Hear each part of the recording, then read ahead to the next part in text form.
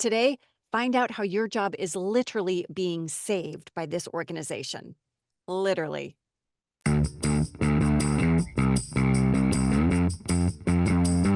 Speechless.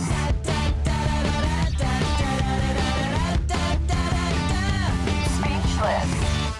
Hi, I'm Kim Wilson, And I'm Natasha Marchewka. and this is Speechless. Welcome to our behind-the-scenes take on real life in VIA, where we share our stories, our resources, and our unsolicited opinions. Today, we have the most important people in our industry with us. These folks are, like I said, literally saving our jobs for us. Natasha, you want to give a little brief intro? Sure. Today we interviewed the president and vice president of NAVA, the National Association of Voice Actors. Tim Friedlander is the president, and Karen Gilfrey is the vice president. NAVA is a social impact nonprofit association created to advocate and promote the advancement of the voice acting industry through action, education, inclusion, and benefits. And we asked a few important questions that you'll want to hear the answers to. I'm sure we could ask more questions, Oh my but we didn't want to God. make the show too long. So tune in. Hello, everyone. We couldn't be more satisfied with ourselves that we finally have Nava on Speechless, but also super Hooray. excited to see these lovely people and to ask them, really important questions. The most, of course, is what did you bring to drink? So let's start with that. Karen, what did you bring to drink today? What did I bring to drink today? Yeah. All right. I recently signed up for this Curious Elixirs booze-free cocktail Ooh, it's lovely. subscription. Oh, I've And- seen that. And Yeah. they're so good. This one is a juniper cucumber Collins. Ooh. Oh. So And the name of it is Curious. Curious Elixirs. This Oh, is Curious number Elixirs, number okay. 3. And they They've got send good you commercials. they send you like a pack of 4. And this is what this one looks like. Cool. Ooh, Getting that. Cool. that's Sure. lovely. Tim, what did you bring? This is why Karen and I get along so well. I put no thought into my drink, whatever, and I grabbed the nearest Red Bull that I could find because I was up and had a 5:30 session this "They morning. need So a that was drink." it. Oh, She- 5:30. Karen has a whole subscription to her drink services, and I go to a 7-Eleven and buy the 2-for-1s when they're on sale. We Right. complement each other well. It works out well, perfectly good. But I love it. only the peach edition. That's the only version that I like. So the peach. Okay. Oh, But your voice at 5:30, that's a whole other conversation. Wow. Okay. Right? It actually, not to digress, but I sleep with a CPAP, and it is the most. I wake up in the morning, roll out of bed, and I can go to work. I sound like this because I sleep with a humidifier on, and so I roll out of bed, and Is that the secret? that's It's well, I the mean, No secret. warm-ups allowed? no warm. I literally roll out of bed at 5:30 in the morning, and I walk up to the studio, and I can start recording because I've Okay, stop your wearing a bragging mask. right there. Yeah, Calm well, down. yeah, except I have to wear a Calm CPAP down. the entire time. Yeah, which is Yeah, not that's true. fun. It's a trade-off, That's I've true. been avoiding wearing mine. I can't stand it, but now you're making me want to try again. Okay. Kim, what Changed did you my do? life. Changed my life. I brought, I always say it's this new thing, but it's probably like 7 years old. It's this Recess. Have you guys heard of it? It's called Recess Mood, magnesium and adaptogen, infused sparkling water, Ooh. calm, cool, and collected. Where did you get This, that? I got it at a health food store. Strawberry rosé. It's non-alcoholic. I got some work to do today, so it's non-alcoholic, but Karen's heard of it's really it. wonderful. Yes, You have, yes. Karen? Yes, they have it in powder form as well. You can mix it. Oh. I've been Okay. I drink alcohol, but I've been tapering my alcohol consumption and trying to do other things with adaptogens and Yeah, Yeah. cool. things like that. And I thought an that's one of the adaptogen was things. a fake word to make it sound fancy, but I guess it's a real thing. I mean, I'm sure it I is was going a to say fake the word. same thing. All words are No. fake words, but that's I brought homemade watermelon juice with mint. Wow. Ooh. So Wow. this You is the real win. deal, guys. Yeah, So that's cheers, the Cheers, winner. guys. everybody. Thanks for Nice, being nice. here. Mm. Now hold on. Am I the only one not in a Studio Bricks? Yeah. I'm not in a matching. I left my matching Studio Bricks. But you're in the other only one with the closet, so sparkly pillow behind That's you. true. So I have a True. couple. Yeah. True. Tim, And we're Nicolas all in. Cage. What you don't know is that we're actually all 3 in the same room without you. Right. That's awesome. Oh my gosh. Okay, now to serious stuff. Very serious. Okay. Okay. Let's get this show on the road so that our listeners and viewers can really dig in. Yeah. Please bring our audience up to date on your initiative in Washington, or initiatives, plural, regarding artificial intelligence and voiceover, and why this is so important for us all. There's so much changing so quickly. Please bring us up to date.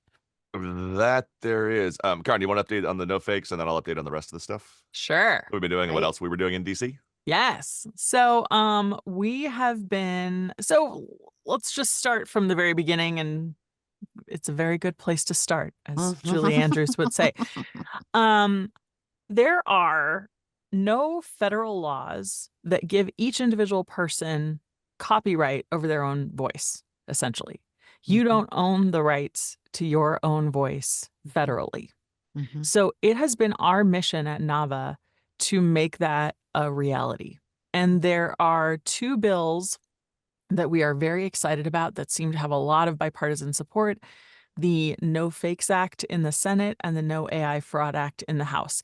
Additionally, there are lots of other bills that give certain protections for deepfakes and AI labeling and all kinds of other interesting stuff that we're also kind of advocating for. But the No Fakes and the No AI Fraud Act are the two that we've been really pushing for. The great thing is both of these bills seem to have a lot of bipartisan support. All politicians do not want deep Thank God. fakes of themselves. And it doesn't really matter if the tech companies are like, oh, we need limitless, possibility to be able to do whatever we want. The politicians and all consumers are basically saying, no, there need to be protections. There needs to be a law surrounding our biometric data. So these two bills would give each individual person, not just actors, not just famous people, but each individual person, the federal intellectual property rights over their own voice, image, name, and likeness. And the No AI Fraud Act, no, the No Fakes Act was introduced into the Senate on July 31st. They're on recess right now. They'll be back in September. So we hope that that will be voted on and then move over to the House, and then that'll be voted on, and then we'll see what happens from there. But we're optimistic. Well, what's so great about that is it actually affects our representatives. So they have skin in the game to make it right for themselves, not just the voice actors, right? Yes. So I feel like that just has our percentages higher for Yeah. getting it passed. And I what's think that's interesting is huge. when we've been meeting with lawmakers, I think what's been really good is that they've thought about this from lots of different angles, why each person should have their own right of publicity, but they have not thought about it from our specific angle. And when we walk into their office and we say, look, this is the problem. I can't be on an ad for Ford and an ad for Honda at the same time. And if I don't have control, they're like, oh, I didn't even think about that. Oh, this is like a whole job sector that is being completely affected by this. So this is something that we can bring into our argument for why these bills should be passed. Fantastic. So I think we've been really helpful in giving them like the actual job loss angle of this, in addition to a lot of the consumer protections and national security and all kinds of stuff like that. So Amazing. It's been good. Oh, so good. Thank you for sharing that. Go ahead, Tim. In addition to that, we've been working on legislation, obviously, but also just kind of working with as many of the other sectors as possible. FCC. When we were in DC a few weeks ago, I testified in front of the U.S. Patent Office regarding our concerns, and I was there along with the Major League Baseball Association, representatives from Adobe, representatives from Telecom, representatives from the Video Game Association, representatives from Child Protection Services, talking about how this kind of affects everybody. So we're going, and those things can kind of come from then possible regulations and rules that maybe the FTC or the Patent Office, somebody can put into place immediately to maybe potentially strengthen existing laws while we look at getting other laws into place. And then after the day after that, Karin joined me in DC, and we went to the White House, and we're on a roundtable panel with the National Security Council, cybersecurity section, with the heads of the banks and the telecom associations, and 11 Labs was there, as well as other kind of players in the industry, and came out of that with, first step actually it was the second roundtable we've been involved with the White House. It was the first one in person, as they kind of build these kind of concerns and hear from everybody. Unfortunately, we've been lucky enough to be able to get into that room and be a part of these conversations, so that we, as the creators of these processes, or of these products, can be a part of the conversation. There was the creators industry summit at the White House on the 16th or the 15th, which actually I just learned about today, was only for creators who had made over $100,000 a year in their income as a creator. They were the only ones who were invited to this, and they were mostly YouTube and social media influencers, because they could show. So they were actually creators, but they're actually users of the creation. They use the music, they use the images, they use the videos. So they're not creators in the sense that we think of creators. They're creators in the sense of like social media influence creators.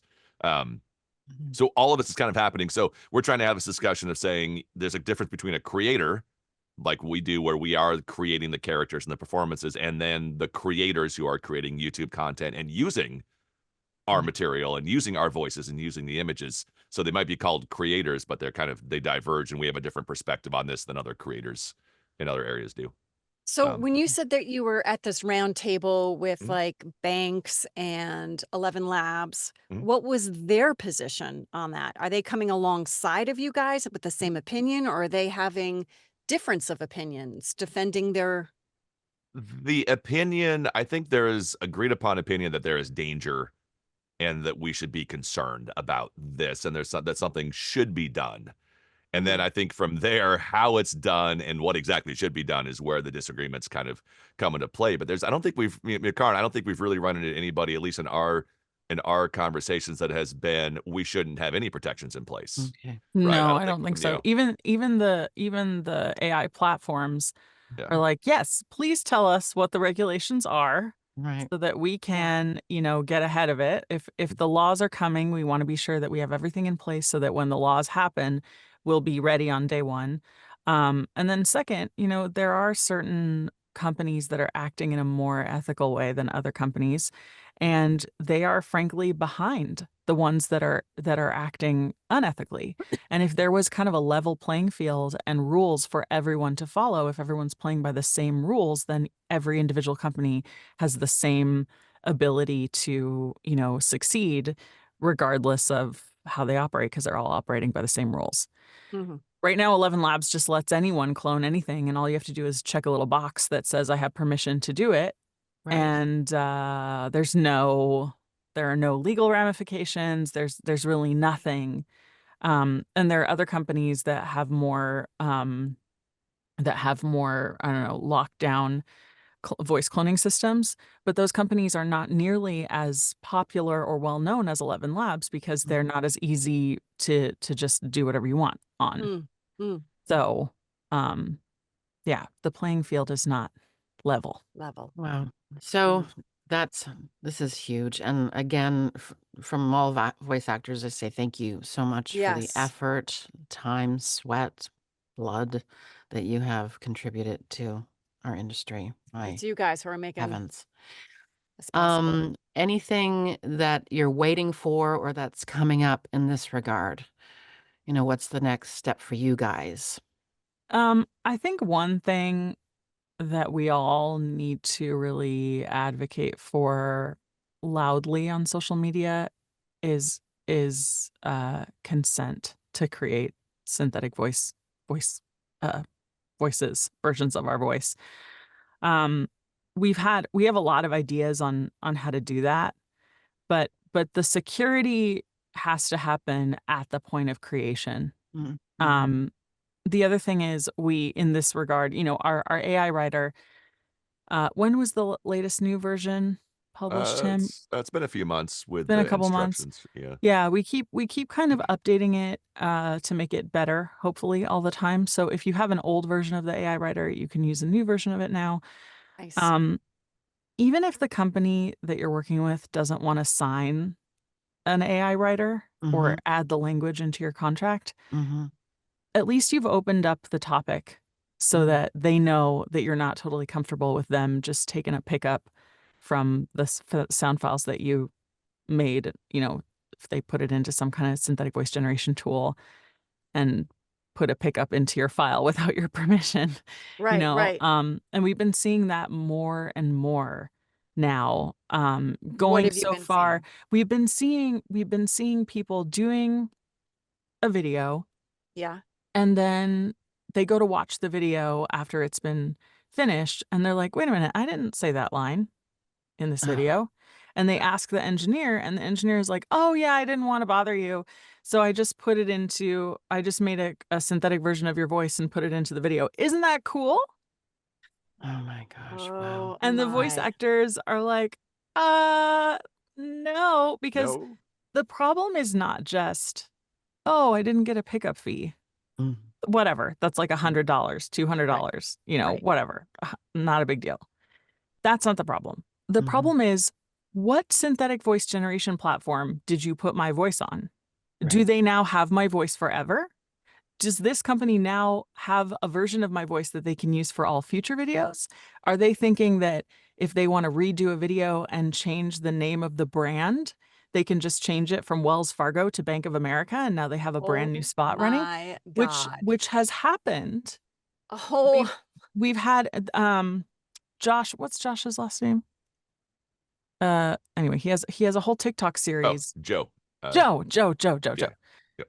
Joe. He has a TikTok series about how he his last name is Godet or Godet? Yeah. Godet. so good. Okay, we'll put a link to it. Yes. Thank you. He has a whole TikTok series about how he did this series of videos and they had a rebrand of the product. And so they just made his voice AI and changed the name of the product for the rebrand and did a bunch of new videos for the rebrand and didn't pay him for it. Oh my God. And they were like, oh, well, we'll pay you a pickup fee because it was only a couple of words. And it's like, they don't understand that, like, no, these are all brand new videos now to be used for a different purpose from what we originally intended them to be paid for. And now my voice is on some kind of a platform somewhere that could be like that is scary. Yeah. Wow. Right. So, Oh, it's a big problem. So at least if you talk about AI when you start to do a job, if you send the AI contract writer, if you at least ask them to add AI protections into the contract that you have already, at least you're opening the conversation so that one person knows, oh, this is not something that voice actors are automatically okay with. And if they know, they can tell the engineer. And if that engineer knows, then he can tell the other clients that he's working with. Yeah.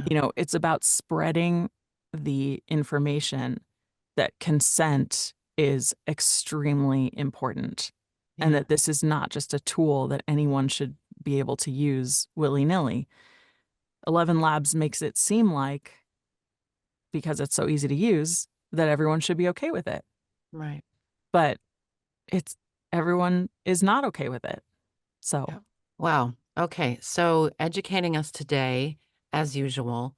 And we have so many questions for you, but we're going to narrow them down a little yeah, bit. we have to. NAVA does a lot of education for our community, and then educating our community, we can educate our clients and engineers, etc. What do you have coming up? What's on deck for education at NAVA coming up? And explain that to our listeners and viewers how they can access all the education on your platform. do you want me to take it out, or you? We have a class tomorrow night. As a matter of fact, What is it on? Debbie Irwin, who was Oh, yes. doing medical narration, and Mhm. that is on our website under So resources. tomorrow night is Yep. August August 27th, 27th. 2024. Yes. Yes, So make sure we get the right dates in here. So the day after we record this video, yes, Debbie Irwin is doing a class, Cracking the Code of Medical Narration with Debbie Irwin. This is one of our community classes. We have two types of classes. If you're a member, you get at least one free class a month. That's part of your membership, and those are open to members only. And then we have our community classes, which we do sometimes 2, 3, 4 times a month, depending on what the demand is for classes. And right now we've got Debbie Irwin coming up, Cracking the Code of Medical Narration. cool. How She's going can voice talent support NAVA the best way? Besides being a member, Right. you pay your member dues. What else can we do to support you? So honestly, taking the classes is really, really helpful because the income from the classes actually directly goes to benefit our lobbying efforts through Wow. the National Oh, Association of Voice Actors. So that is huge to know. yeah, taking a class, all of our classes that are open to the public are pay what you wish. Mhm. And the suggested donation is $35. If you want to pay more for that class, you absolutely can, and that will go to our 501c6, and that is a really good way to help. You get a class in you pay and you get a class, so it's not a tax deductible donation because you're paying for a class.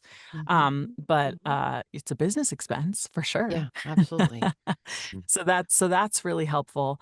And then just kind of spreading the word about what we're doing. Um, it's it is important that people know and understand a lot of this stuff. And I don't have access to every single person's network out there. So if you post something, you might have like an aunt who works in telecom who's like, oh, this AI thing is something I need to think about, or, just spreading the word is good. And then Yeah. you can also make a tax deductible donation to the NAVA Foundation, which is the 501c3 arm of NAVA. Okay. And you can do that on our website. And we will have Money. those links below as well, Yes, including absolutely. in our newsletter and on our website. Yes, which we do. Yeah. Something that I love that you created even before NAVA, which is a very young organization, and you've done amazing things in a very short time. But one of the things I love is your voiceover survey and wondering when the next one is coming up because I love the details of the information and What do you how, use that for? yeah, how do you use it in any way except to educate us about all the things like, okay, let me just share a little bit in terms of how much people actually make and how much they're actually working and how many are in the union and aren't, which is, obviously private, but it's all anonymous and it's wonderful information for us. What can you share? Yeah. We usually do it in January, Mhm. and we have the results available in March. Mhm. So the 2025 survey will happen in January, in a few months, and then we will publish the results. We try to publish the results every year before VO Atlanta because that's like the conference where we're all together and we can Mhm. discuss it, and it's a cool thing.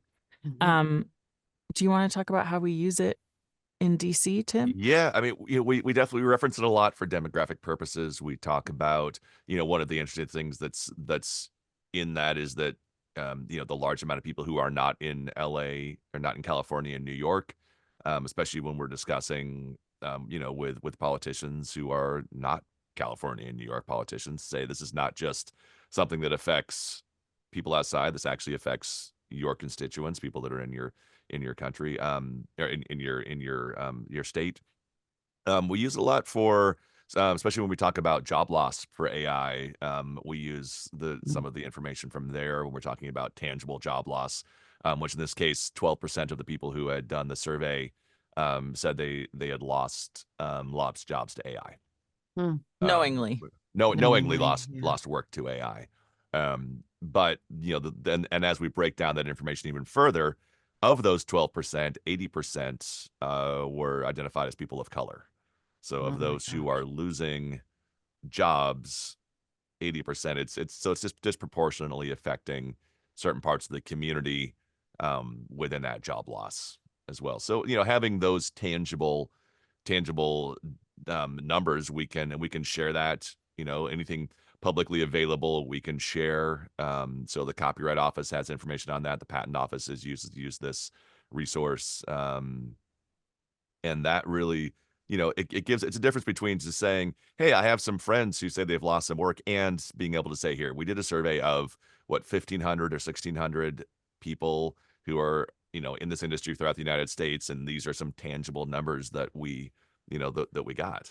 So it's Yeah. like a census. Fill it out, people. Yeah, Fill it out. And who Yeah, gets that's who right. how can we get access to the survey when it's available to fill out? Is that just on We will send out an email to all of our everyone who's on our email list. Even if you're not a member of NAVA, it's a really good idea to just be on the email list, because you'll get Gotcha. updates on a lot of our public facing classes. You'll get updates on things like the survey, and other things that we are doing. So you just join the email list by going to our website, navavoices.org. Um, and so we'll send an email out to everyone on our list, and then we kind of recruit, different VO industry influencers to put it out to their network.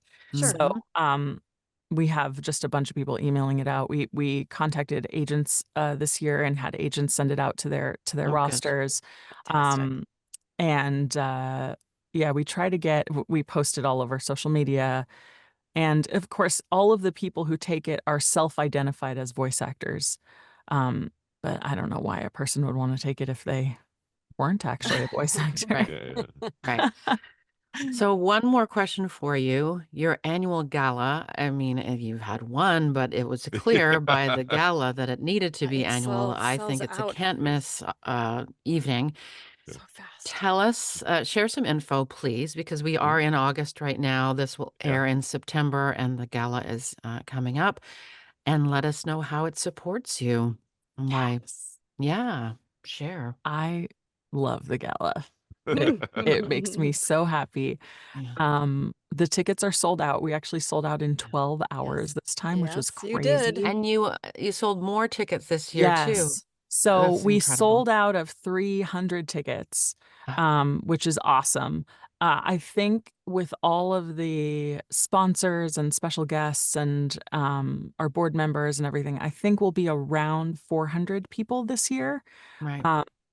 There are, if you want to be a sponsor of the gala, Mhm. right now, as we're recording this, there Mhm. are still some spots for sponsors which come with tickets to the gala. So if Mhm. you're interested, you can email me at Carin@navavoices.org, Carin, literally like car in. And I'll see what sponsorship levels we have left. And if you're a good fit, then we can have you do it. But beyond that, if anyone, we're also looking for donations for our silent and live auction. And you can just make a charitable donation at the gala or also on our website.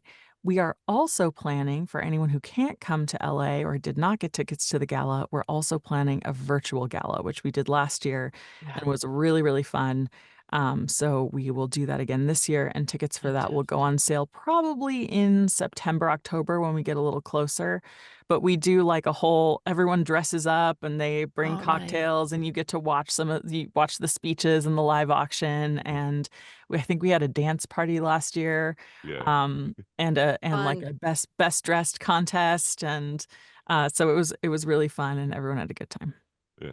That's awesome. Well, we plan on sharing all your good stuff as Sweet. often as we can, and this episode will go a long way. So thank you so very, very Thank much you. Thank you. for your sharing, time. for doing all the things you do. We are in awe of you. Cheers. Thank you. Cheers, you guys. Thanks Yes, so much for cheers. being here. Appreciate it. This episode of Speechless is brought to you by Bidalgo. What is it? It's one of our favorite online casting platforms. Why? Because it's easy, because we can be booked directly and we can set our own rates. Clients directly negotiate with us, and Bidalgo does not charge commission fees.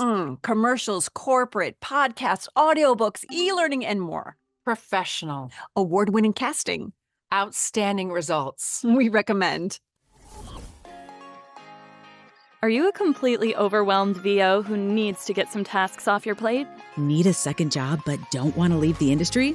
Well, we've got you both covered. Welcome to VA for VO. Hi, I'm Miranda Ellis. And I'm Bridget Reel. And I'm Lynn Norris, and we are VA for VO, the ultimate voiceover outsourcing resource. We connect voice actors who need to outsource aspects of their VO business to VO adjacent specialists. So if you need help or have skills to offer, come talk to us. We offer education, connection, and community. We'd love for you to be a part of it. Visit vaforvo.com to learn more. Hey, did you know that the very first newsletter in our industry still exists today? I did. It's called VoiceOver Extra. It's got daily announcements, it's got career building advice, it's got products, opportunities. Tons of articles, tons of webinars to purchase. Yes, and we're going to be extra, so extra, and tell you to sign up for VoiceOver Extra. Tell them how. You go to voiceoverextra.com. That's voiceoverextra.com. The VoiceOver Resource Guide. What is the VoiceOver Resource Guide? It's an incredible networking tool. Not only that, but it's also the industry's oldest publication since, drumroll please, 1988. Sounded like a cat. The publication comes out twice a year and now covers LA and New York and Chicago. And there's also a free online version called thevorg.net. Right. Here you can find recording studios, casting services, agents, rates, demo production, events, and so much more, and has the most up-to-date map search. That's pretty cool. You can pick up your very own publication in various locations across the United States, or just go to thevorg.net and get one shipped right to you. Speechless.